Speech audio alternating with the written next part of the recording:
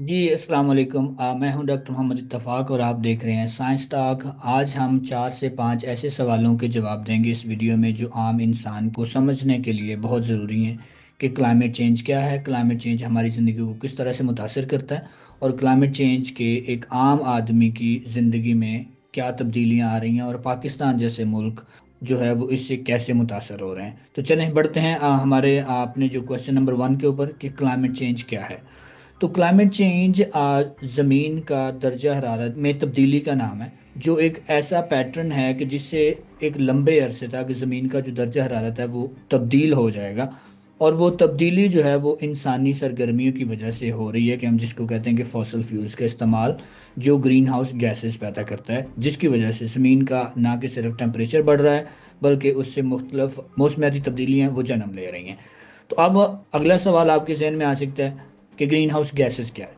तो green house gases वो gases हैं जो ज़मीन के ऊपर फ़िज़ा में मौजूद रहती हैं, और जब सूरज से गर्मी नीचे की तरफ ज़मीन की तरफ आती है उसको अपने अंदर अब्जॉर्व करती है और उसको ज़मीन की तरफ फेंकती है, जिससे ग्लोबल वार्मिंग या जिससे हम कहते हैं कि हीट पैदा होती है।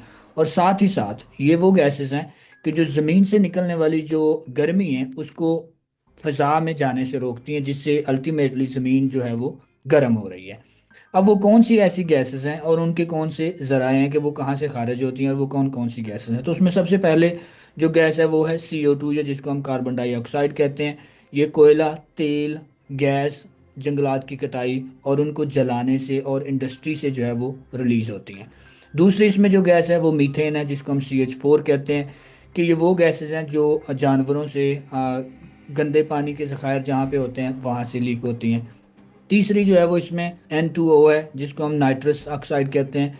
कि ये वो हैं जिससे हम ज़मीन में खादें डालते हैं, जैसे फसलों को बढ़ाने के लिए, या बहुत सारे नेचुरली भी ये ज़मीन के अंदर मौजूद रहती हैं। और उसके अलावा जो इंडस्ट्री है वो इसको रिलीज़ करती है।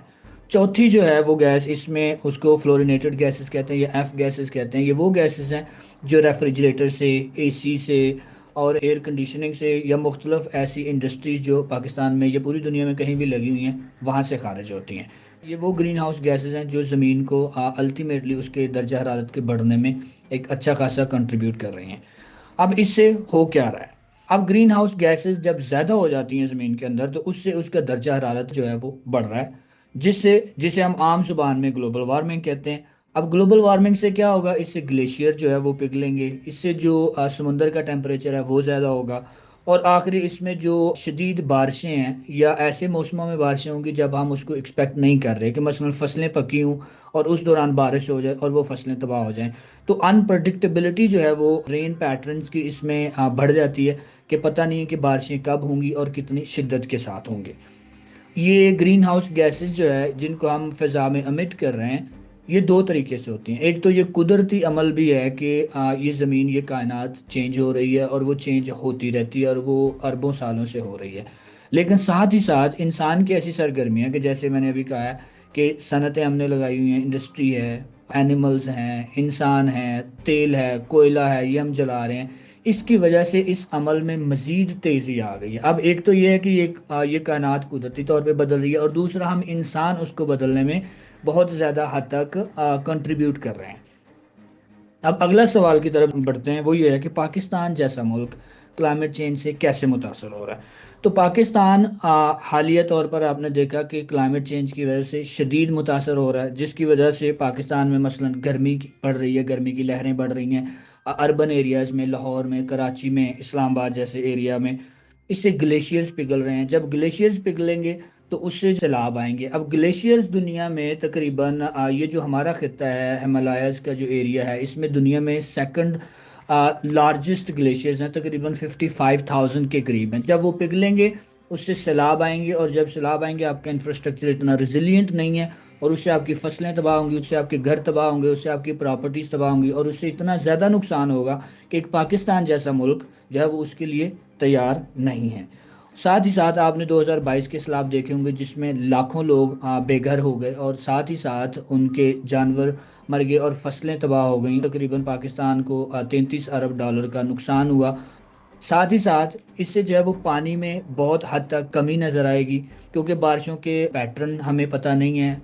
اور اس سے ہماری جو ایگریکلچر پروڈکشن ہے، جو فوڈ کی پروڈکشن ہے، وہ متاثر ہوگی۔ جیسے سندھ اور بلوچستان کے بہت سارے ایسے علاقے ہیں اس وقت جو خشک سالی یا جس کو ہم ڈراؤٹس کہتے ہیں اس کا شکار ہو رہے ہیں، جبکہ جو اربن ایریاز ہے جیسے لاہور ہے، کراچی ہے، اسلام آباد ہے، فیصل آباد ہے، یہ وہ علاقے ہیں، کوئٹہ ہے، یہ وہ علاقے ہیں جہاں فضائی آلودگی بڑھ رہی ہے۔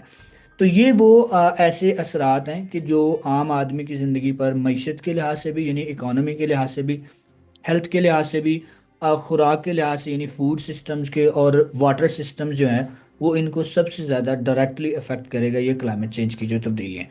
اب چلتے ہیں اگلے سوال کی جانب کہ ایک عام آدمی کی زندگی کو کلائمیٹ چینج کس طرح سے متاثر کر رہا ہے۔ تو ایک عام آدمی کی زندگی جو روزمرہ ڈے ٹو ڈے ایکٹیویٹیز ہم کرتے ہیں اس پر کلائمیٹ چینج کے واضح اثرات آپ کو نظر آتے ہیں گرمیوں کے دنوں میں، خاص طور پہ جیسے گرمیوں میں جو ہیٹ ویوز آتی ہیں اس سے ہر سال سینکڑوں لوگ مر جاتے ہیں۔ 2015 میں کراچی میں بہت سارے لوگ مر گئے گرمی کی شدت کی وجہ سے۔ ساتھ ہی ساتھ جب گرمی زیادہ ہوگی تو الیکٹریسٹی کی جو پروڈکشن ہے اس کے اوپر بڑا اس کا اثر ہوتا ہے، اور جب الیکٹریسٹی کی پروڈکشن پہ اثر ہوگا تو الٹیمیٹلی لوڈ شیڈنگ بھی زیادہ ہوگی، جس سے ایک عام آدمی کو فرق پڑے گا۔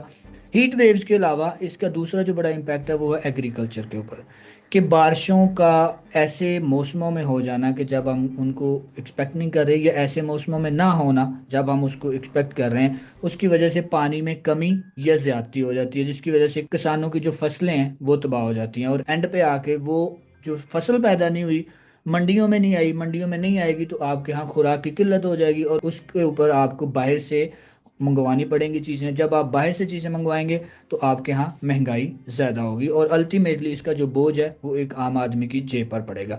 شہروں میں جیسے کہ میں نے کہا کہ فضائی آلودگی کی وجہ سے سانس کی بیماریاں، الرجی اور مختلف استھما جیسے مسائل جنم لے رہے ہیں۔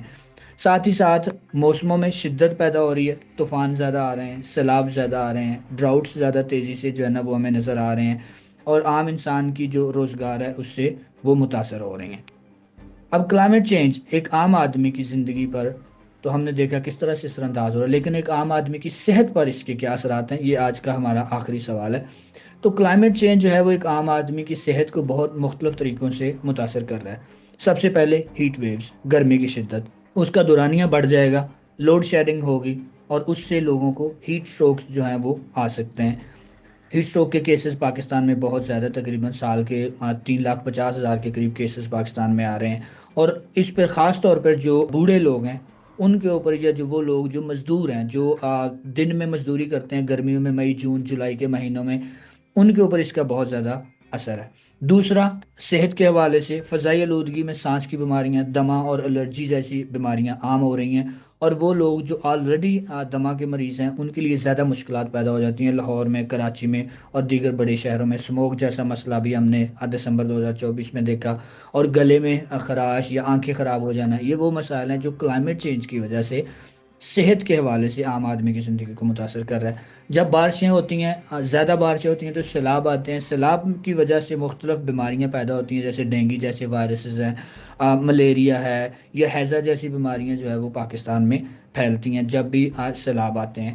صاف پانی کی قلت کی وجہ سے اوبویسلی آپ کو جو پیٹ کی بیماریاں وہ زیادہ ہو جائیں گی، اور عام طور پر یہ سب سے زیادہ جو ولنریبل پاپولیشنز ہوتی ہیں جیسے بچے، اور وہ لوگ جن کی جو ہے وہ قوت مدافعت بہت زیادہ نہیں ہوتی، امیون سسٹم سٹرانگ نہیں ہوتا، جیسے پریگننٹ عورتیں ہیں یا بوڑھے لوگ ہیں یا بچے ہیں، ان کے اوپر اس کا بہت خطرناک حد تک جو ہے وہ اثرات ہمیں نظر آ رہے ہیں۔